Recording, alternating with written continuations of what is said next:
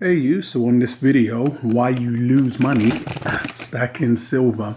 I'm going to be just going over that. It's time we done another somewhat controversial-ish silver video and just give my own thoughts and opinions on the title that I've given this video, and that's going to be why you lose money stacking silver. So before we get into this, like to say, if you haven't done so already and you like what you hear/see, please do go ahead and subscribe, and also let me know your thoughts and opinions on why you think you could lose money stacking silver. I'm just going to be going over, say, 3 reasons as to why, and just give my thoughts and opinions as to how that could come about or why that is the case. So jumping straight into this one, why you could lose money stacking the shiny stuff we're looking at right here is mainly because some would say, or you could say, it's not an investment. But I would beg to differ. I think silver is an investment. You know, many have said it's not an investment, and I've also said it myself, but if you take the word investment, it could be anything from, you know, something that could be profitable or useful at a later date or in the future. And when you look at silver, it most definitely falls into that category. So there's many things that could come under the banner of an investment. And precious metals, whether, you know, a lot of people really advocate classing them as investments, do come under that banner. I think silver, gold, any of the precious metals, even copper or any other type of metal, could be seen as being profitable and even more useful than it already is at a later date in the future. The problem here is that I would say right now in the current time, it's a bad investment. If you're looking at it from an investment perspective, you know, there's many other things you can invest in. There's better investment vehicles out there. There's things that are targeted as low, medium, high risk-wise investments. If you look at the precious metals, because, for instance, what works in its favor-ish is that it doesn't absolutely lose price. So, you know, like some would say, take Bitcoin, for instance, that at any moment, or, you know, it sneezes in the wrong day and, you know, your Bitcoin that was once $20,000, £13,000 can be worth nothing. That's not going to be the case with something physical and something that's held a position throughout time as money, as being worth, you know. So that is a plus. So to say it's a horrendous or a high risk investment because it can drop to zero, that wouldn't be the case. You wouldn't need to worry about it dropping to zero. The bad thing there is when people invest their money, they want to see a return, a percentage, quarterly, annually, however that may be. When this is when they don't class it as an investment that pays dividends. That there could be understood depending on how you look at it. You know, the small spikes, but it's going to be minute when you're talking about returns. So it would be out of a low, medium, or high risk. You could be looking at it and just say it's a bad risk. It doesn't pay no dividends, so, you know, it's not an investment that pays you some type of, you know, compensation or return. But in the future terms wise, looking at it, it can be good. So this is why nobody that does invest, that takes their money and wants to see a return, doesn't put it into this. And this is why then it could be looked at as not being a dividend paying investment and a bad investment. So that would be one of the main reasons as to why you'd be putting your money into it. Believe you me, many people do get into this. I have not been paying attention to a lot of the pundits as of late, but, you know, at one point it was the talk of the town, you know, and we all know who's guilty of that. But it seems to have simmered down this year, and moving forward, I think it's taken its toll on a lot of people, where you now look and think we've had every scenario where it could have and should have blown through the roof, and it hasn't been the case. So let's simmer it down. They know they can keep the same material out there and keep the crowd engaged, and it doesn't have to be 50K silver tomorrow, $100 silver tomorrow, buy now. They just know it's that waiting phase where we're literally all on the edge of our seats waiting. We're either accumulating or we're just sitting on and patting down what we already have. And so it's a bad way to look at it, but a lot of people, as mentioned, got into it under the guise that it was the best investment, you know, buy now, 50K tomorrow and the likes of. But that seems to have simmered down a lot. I think a lot of the crypto terms, weaker hands have been weeded out. You know, there was many that was involved, didn't see no action. They damn near gave it 12 months and then moved on from there. They would have no problems because once you've been involved in precious metals, you know the walk and the layout of it. waiting for it to start increasing again, and then joining the gauntlet and trying to purchase then. Whereas holding it or having their funds stuck in it is not the best thing to do.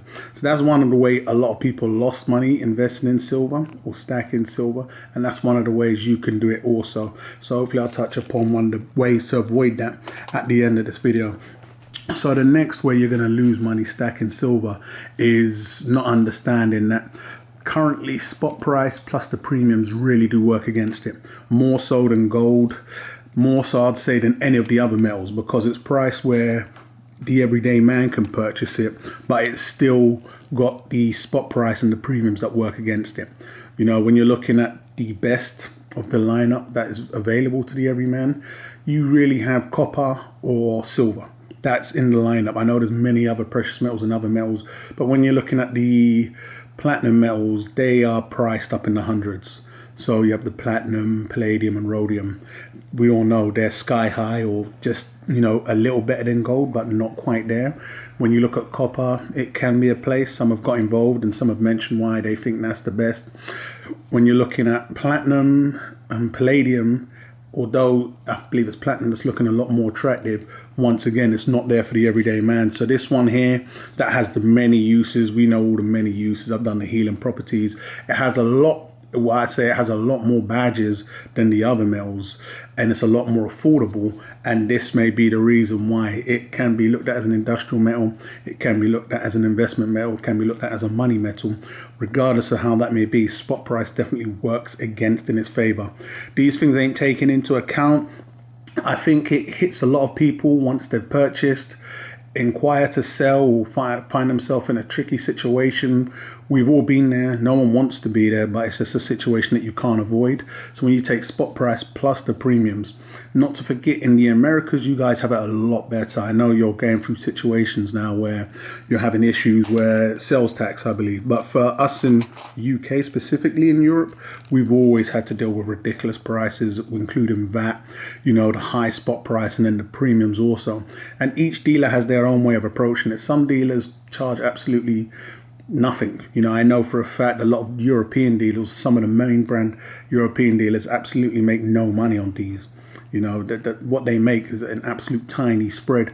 I've been approached many times with individuals that wanted to partner up and maybe us sell some metals, but in the end, once you work it all out, and I've always said it from the beginning, I didn't have the time to dedicate towards it, and the profits were absolutely tiny, especially when you was talking about this stuff here. It's different out there, but they charge high prices in the UK. You guys get fantastic prices out there. And this is what's led to a lot of people asking me, where do I purchase from? The bulk has always been purchased from Europe, you know, because of the insane premiums that are charged in the UK plus the VAT. Will it get better or worse as time comes? I think they're going to leave it as is because it works in their favor. Some have said, you know, maybe when Brexit comes, we'll see more favorable gold and silver deals. Who knows? But it's not something that's currently on their list. And it working against the current system that they have up, i.e. the Ponzi fiat scam, I don't see them changing this anytime soon and making metals an attractive buy for everybody, because they're just shining the spotlight on what people need to be doing. But that is one of the other ways that you lose money stacking silver. And once again, this all draws down to if you sell before your time, which I'll be rounding it up with. But the spot price work against silver currently, and the premiums most definitely work against silver. Why they charge so much for these? I think purely because they can, regardless of where you are on the planet. The spot price is the spot price. Anybody could tell you it's manipulated, tied to the paper market, but the premiums, not so much the case. So it's just something that each dealer decides to do. Each dealer has their own spread and what they want to make and what they're willing to take. So, you know, these things work against you when you're stacking silver if you have to liquidate before it's time. So that is another way you're going to lose money stacking silver. Now, next way you're going to lose money stacking silver is because it becomes, or it comes in many different forms. What do I mean by that? A lot of the time, people have told me, look, I don't care what fancy pantsy design is on your special looking coin. I stack generic, so it doesn't make a difference. Silver is silver. I've always said back, look, that's not the case. You know, although we're dealing with the base metal, which is silver, when it comes in many different forms, you get many different prices. To give a list of few, you have fractional silver, for instance, that has its own secondary market and its own prices what dealers are willing to sell and buy for. You have governmented silver, the stuff that I stack and advocate and pump and push. That comes in many different shapes, sizes, and many different shapes and sizes, but it also has its own secondary market. And everything I'm mentioning, dealers either favor it more or dislike it more. You then have generic silver, which some that are pure weight, just automatically deal with. That has its own secondary market, and also it has its own dealers liking it or disliking it more. Then you have the infamous junk silver, which also once again has its own secondary market. These are all the same base metal, i.e. silver, but coming in many different forms. Now, which form you choose to lock onto can have you making or holding or losing more money when you're stacking it. Although it's all silver, the forms that it comes in means it has different secondary markets and different spreads for when dealers are buying or selling this stuff here. So knowing what you're getting into, some would say a healthy balance of anything is a good thing. But in this department, when you're looking at technically an investment, I would say keeping it simple and keeping it short in terms of how much you mix and match could work against you or in your favor. For me, I want to keep it basic when it comes to my foundation, as I've mentioned many times, and that's going to be the governmented stuff. But you can find someone that's got a bit of everything in quantity, and that's where you're going to end up losing. Who knows when it's time to sell? Many talk about exit strategy and putting it in theory, but no one knows. At the moment, we're playing musical chairs, and the music hasn't stopped yet. It's only when it comes time. I've always advocated doing some form of a drill. It's been surprising results back from people that have got back to me saying, some dealers were interested, some dealers wasn't. There's been, other people out there with channels doing drills and putting it in motion, but I felt it was more biased because the dealers knew that they had a YouTube channel and knew that they was basically being filmed. But the dealers still, in their favor, had mentioned in these videos that, they was only doing this deal for that specific person at the time, and it's not something that they would always be doing. So for me, that is somewhat of a red flag. When you see a deal going down in place, but the dealer's clearly telling you, this is not something I'd normally do, I'm only doing it for you. So, you have to really be careful of what you pick, and just know and understand silver is not just silver. The dealer's always going to want what he can get in and get out as fast as possible, and know that he can sell and flip without it sitting on the shelves for long. So that's most definitely another way you lose money stacking silver, and that's picking the wrong form and knowing that there's many different forms and not moving forward with the mindset that silver is silver.